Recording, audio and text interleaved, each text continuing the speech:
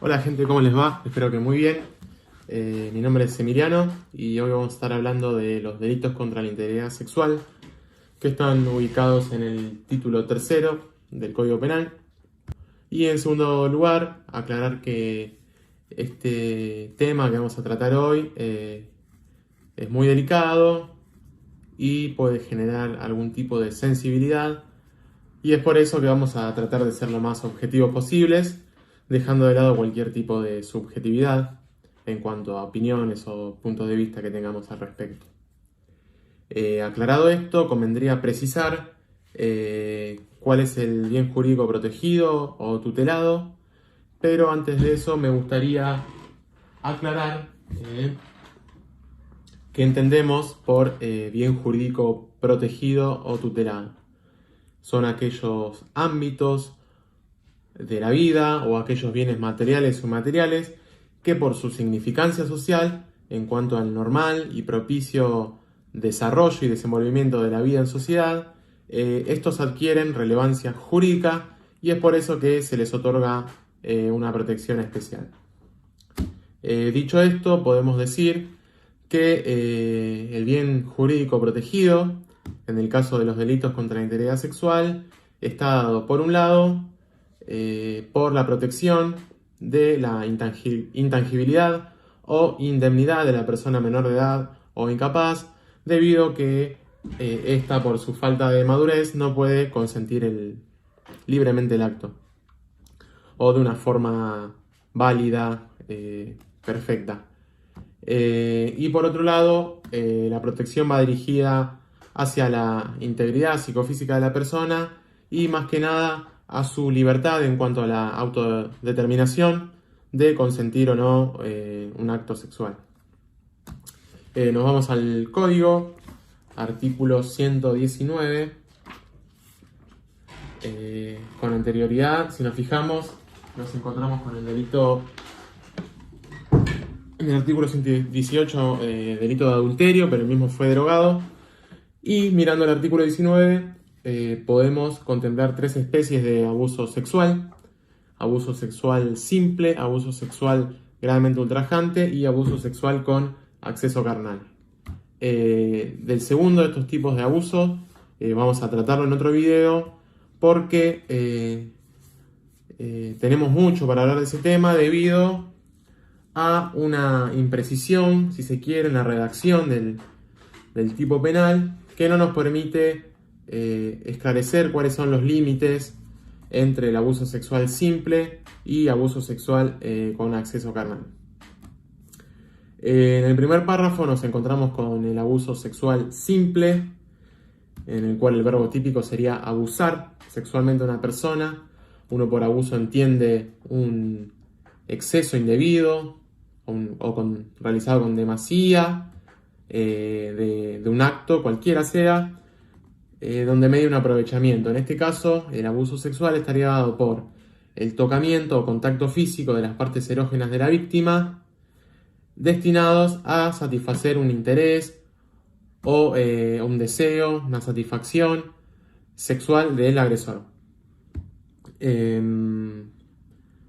Acá hay dos situaciones fácticas, dos víctimas posibles. Una es una persona menor de 13 años. Acá se establece una presunción iuris et de iure, la cual no admite prueba en contrario, debido a que una persona menor de 13 años, como ya mencionamos, no cuenta con la edad y grado de madurez suficiente para consentir válidamente un acto sexual. O bien puede realizarse un abuso sexual mediando violencia, amenaza, abuso coactivo o intimidatorio de una relación de dependencia, de autoridad o de poder. Acá menciona los medios comisivos y al final del primer párrafo como que redondea la idea, dice o aprovechándose de que la víctima por cualquier causa no haya podido consentir libremente la acción. Acá resalta que debe existir libertad en el consentimiento de un acto sexual. Caso contrario, incurriríamos en este tipo de delito. Abuso sexual gravemente ultrajante, dijimos que lo dejamos para otro video. Y en el tercer párrafo encontramos el abuso sexual con acceso carnal, que obviamente eleva la pena. Y dice el código: cuando mediando las circunstancias del primer párrafo, es decir, abuso sexual simple, hubiere acceso carnal por vía anal, vaginal u oral. Acceso carnal, acceder, significa entrar, penetrar. En este caso el sujeto activo necesariamente debe poseer un miembro viril, peniano. Y se da otra situación, dice: o realizar otros actos análogos, introduciendo objetos o parte del cuerpo por alguna de las dos primeras vías, haciendo referencia a las vías anales o vaginales. En este caso, el sujeto activo puede ser cualquier persona, además sin tener en cuenta el sexo. Seguidamente nos encontramos con un agravamiento para el segundo y tercer párrafo, que sería abuso sexual gravemente ultrajante con acceso carnal, que recién mencionamos, cuando resultare un grave daño en la salud física o mental de la víctima, es decir, que se incluyen las lesiones graves o gravísimas, y se excluyen las lesiones leves.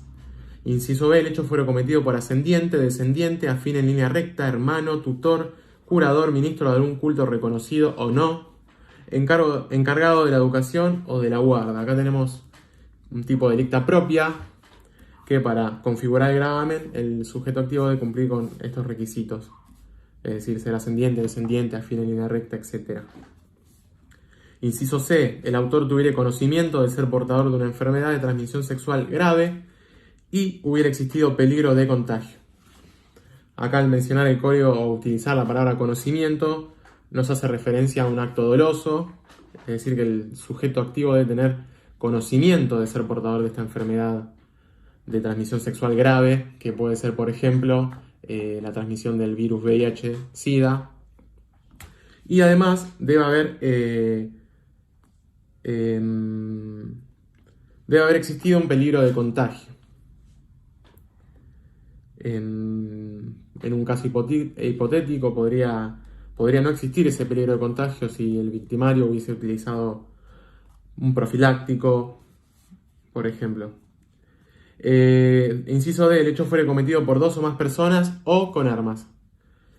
Acá el hecho se agrava si es cometido por dos o más personas, como bien dice, o pudiendo ser realizado por una sola persona, pero con la utilización de armas. O también podrían ser dos personas utilizando armas, etc. Inciso E: el hecho fuere cometido por personal perteneciente a las fuerzas policiales o de seguridad, siempre y cuando se encuentre en ocasión de sus funciones. Y el inciso F dice: el hecho fuere cometido contra un menor de 18 años, aprovechando la situación de convivencia preexistente con el mismo. Es decir, que al momento del hecho o con anterioridad debió haber existido o haberse configurado una convivencia entre el sujeto activo y el sujeto pasivo. Y en el artículo 119, último párrafo, in fine, en el supuesto del primer párrafo, es decir, el abuso sexual simple, la pena será de 3 a 10 años de reclusión o prisión si concurren las circunstancias A, B, D, E, F, que recién las mencionamos, y lógicamente se excluye el agravante del inciso C, porque necesariamente para que haya un peligro de contagio debe haber un acceso carnal, que no se prevé en el abuso sexual simple.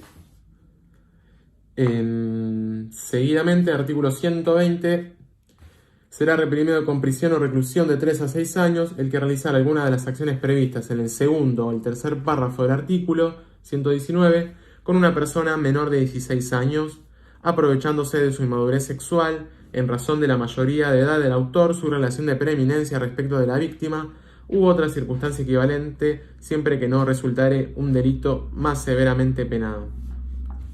Sujeto pasivo tiene que ser una persona menor de 16 años y debe haber un aprovechamiento por parte del sujeto activo de la inmadurez sexual de la víctima. Siempre nos remitimos a lo mismo: esta persona de este menor de 16 años no va a poder consentir válidamente una relación sexual. Pero esto es una presunción iuris tantum, que admite por el contrario, siempre y cuando no se acredite el dicho aprovechamiento por parte del sujeto activo en razón de la mayoría de edad del autor, su relación de preeminencia respecto de la víctima u otra circunstancia equivalente. Y al final dice siempre que no resultara un delito más severamente penado, se caracteriza por ser un tipo penal residual. La pena será de prisión o reclusión de 6 a 10 años si mediada alguna de las circunstancias previstas en los incisos del artículo 119, ya mencionados.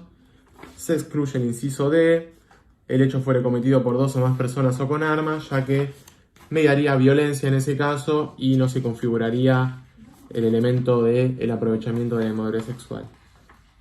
Artículos 121 a 123 fueron derogados y nos encontramos con el artículo 124 que responde al homicidio en ocasión de abuso sexual. Dice, se impondrá reclusión o prisión perpetua cuando en los casos de los artículos 119 y 120 resultare la muerte de la persona ofendida.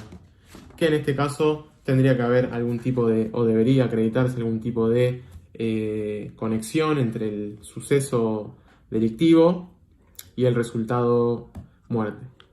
Así que hasta acá estamos por hoy.